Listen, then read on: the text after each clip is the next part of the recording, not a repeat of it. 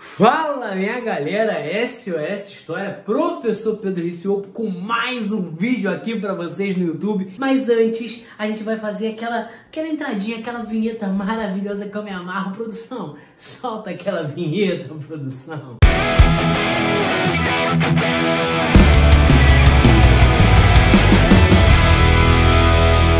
Moleque, se você ainda não se inscreveu no meu canal, eu peço que agora você se inscreva no meu canal para que a gente chegue aí aos 500 inscritos. Estamos numa meta aí de 500 inscritos. Então se inscreva no meu canal, ative o sininho para você saber quando os vídeos novos vão estar chegando para você. Então vou dar teu tempo aí de você se inscrever, de ativar. Vai.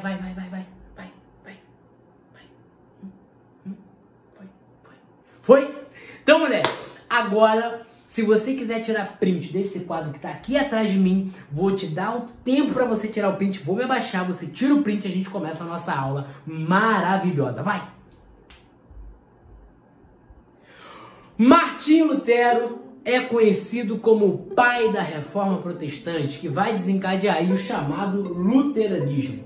E por que ele é conhecido como o pai da Reforma Protestante? Lutero, que vive ali de 1483 até 1546, é o único cara ali até aquele momento, é o primeiro no caso, né, que vai romper com a Igreja Católica.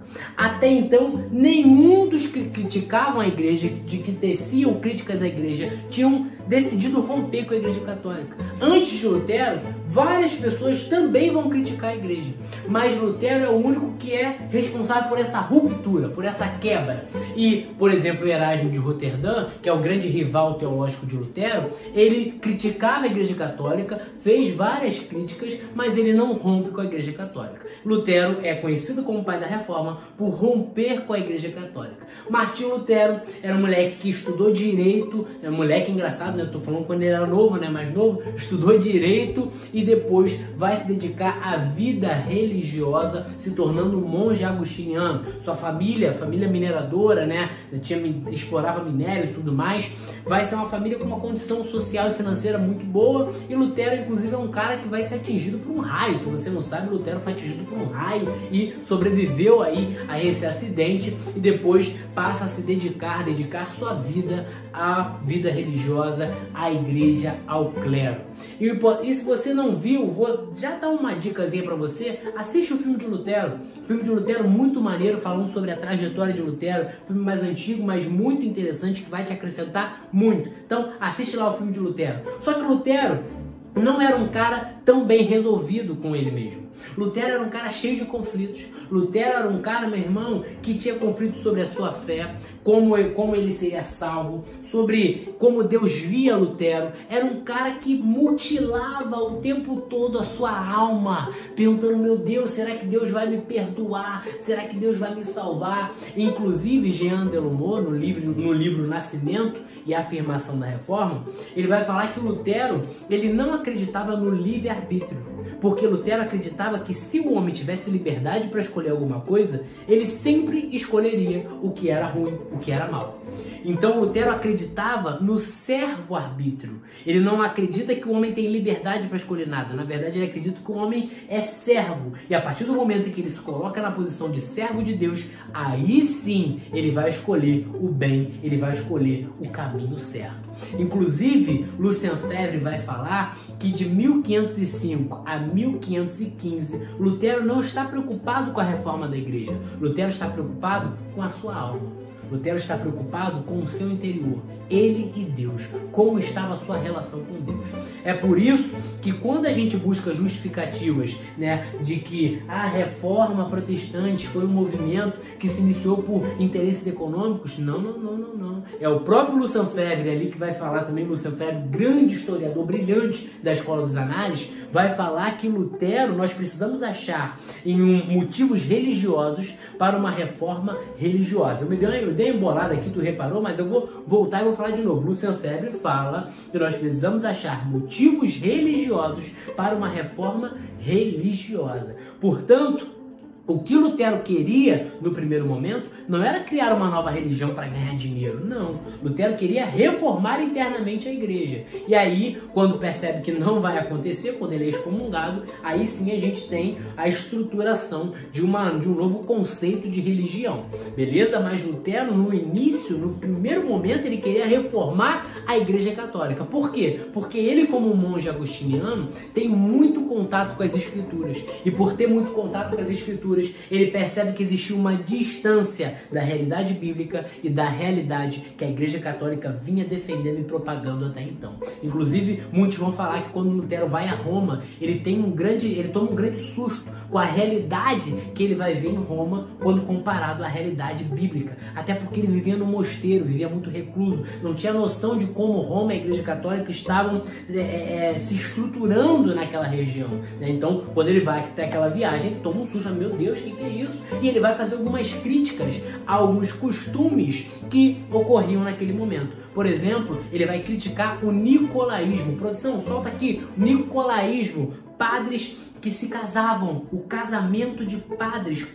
Professor, mas como assim os padres se davam em casamento, casavam com mulheres, o que era proibido, porque os padres juravam o celibato. Além disso, também a simonia ele vai criticar, que era a venda de cargos religiosos. As pessoas compravam para fazer parte do clero, e também a venda de objetos religiosos. Era muito comum no século XVI você chegar ali em Roma e você ver as pessoas da rua: estou vendendo um pedaço de madeira. Ah, que pedaço de madeira é esse, rapaz? Tô nem aí. É um pedaço de madeira da cruz de Cristo. Existia um comércio, um projeto ali para vender objetos considerados sagrados. Então eles estavam comercializando o que era sagrado. Olha isso, que loucura! Que loucura! E aí, galera, a gente também tem Lutero criticando as indulgências. As indulgências seriam a venda de perdão.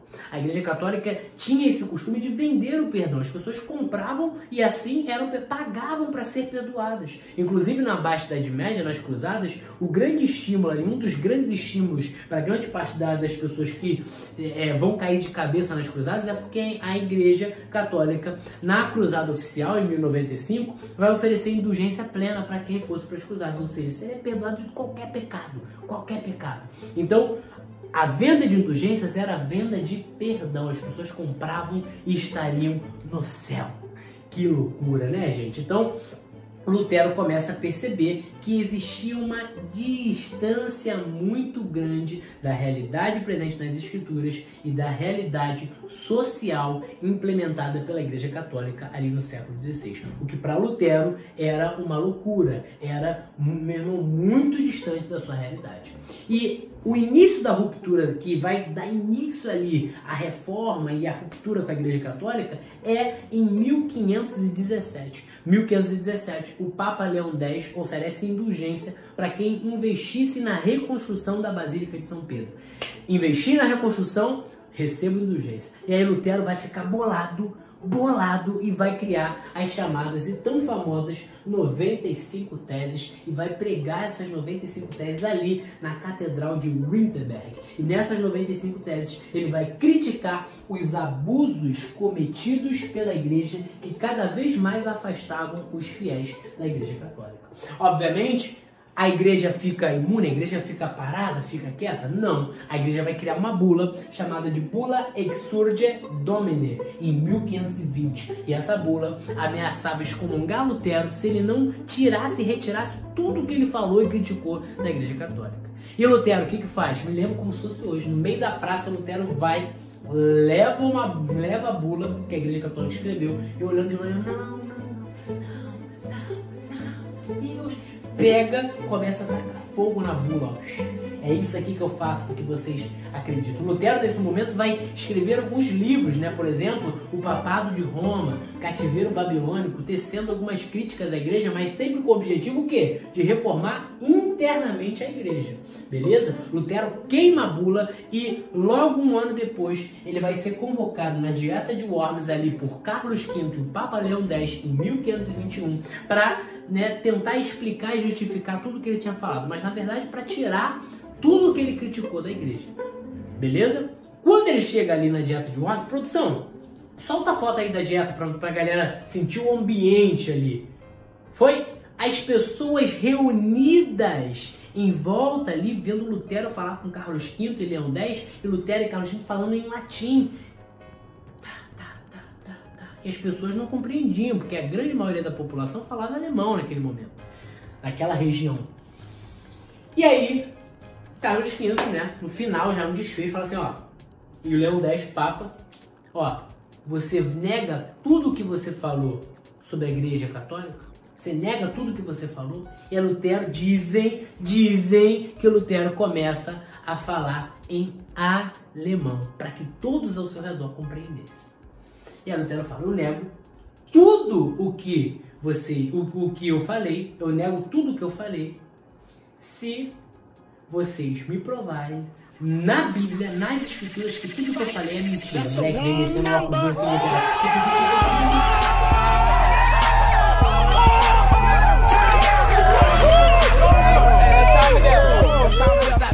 eu tirei camisa, Lutero,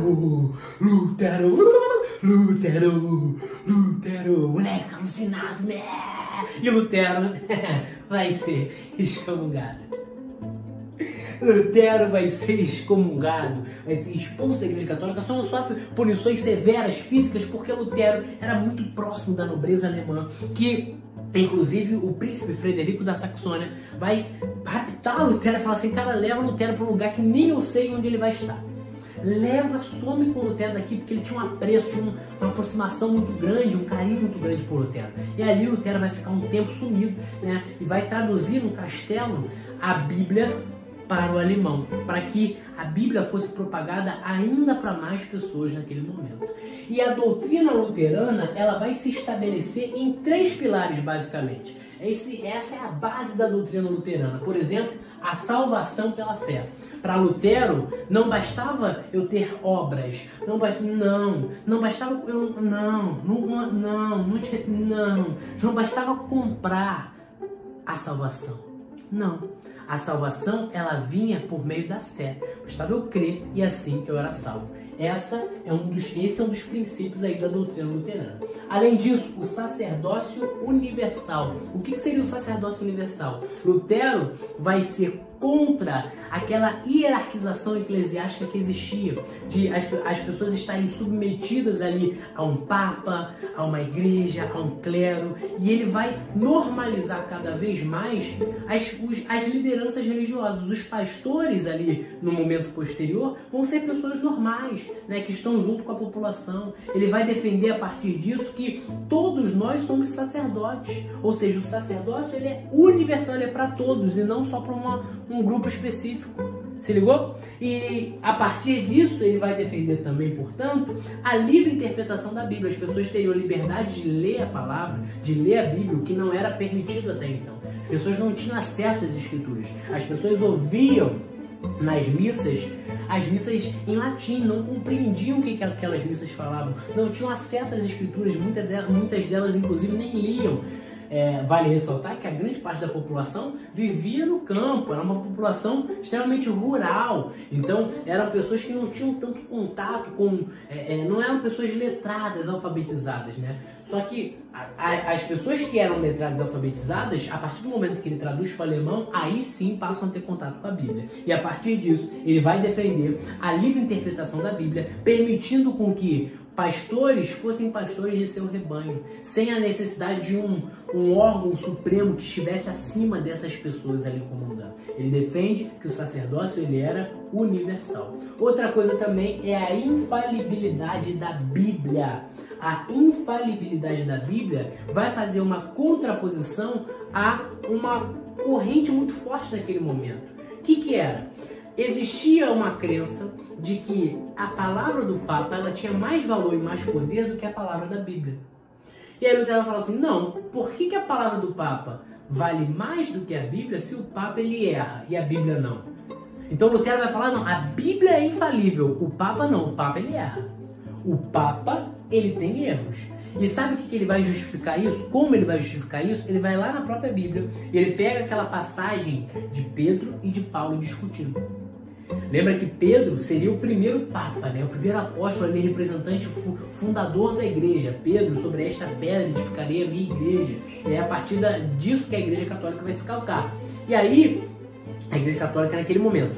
E aí, o que você precisa entender é que ele pega essa passagem e fala assim, olha só, se Paulo critica Pedro e faz com que Pedro perceba que ele estava errado, convencendo Pedro do erro, Pedro errava. Se Pedro, que é o responsável por fundar a igreja, ele errou, por que os outros papas também não podem errar? Os outros papas também erram. Ou seja, a Bíblia que não erra, a Bíblia que é infalível. E esse seria aí uma das doutrinas da infalibilidade da Bíblia.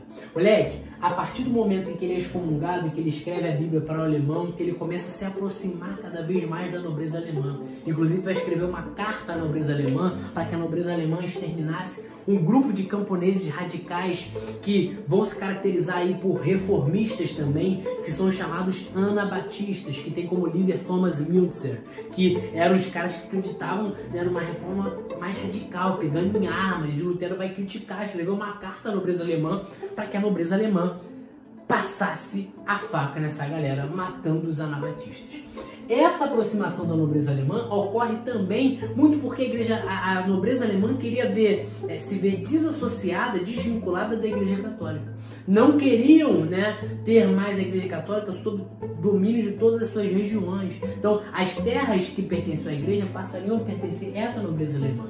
E é inclusive por isso que Lutero também vai criticar o lucro, vai criticar a acumulação de lucro, acreditando que, né, por conta dessa aproximação com a nobreza alemã, ele obviamente critica o lucro, fazendo com que a burguesia se afaste muito do luteranismo e se aproxime muito do calvinismo de João Calvino.